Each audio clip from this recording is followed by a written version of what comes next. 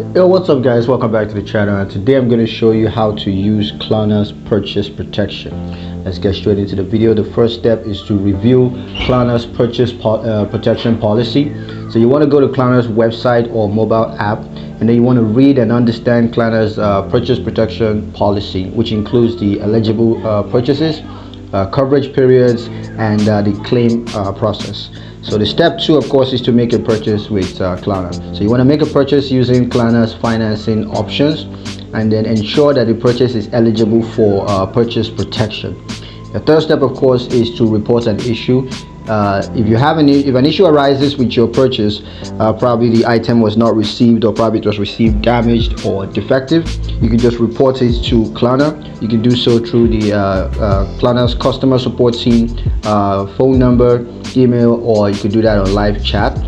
You got to provide proof of purchase and a detailed description of the issue. Now the fourth step, of course, is to submit a claim. So if KLARNA determines that your issue is eligible for purchase protection, you got to submit a claim. You got to fill out KLARNA'S claim form, and then provide required documentation, which could include the proof of purchase, the photo of the damaged item. So once that is done, the final step is to receive compensation.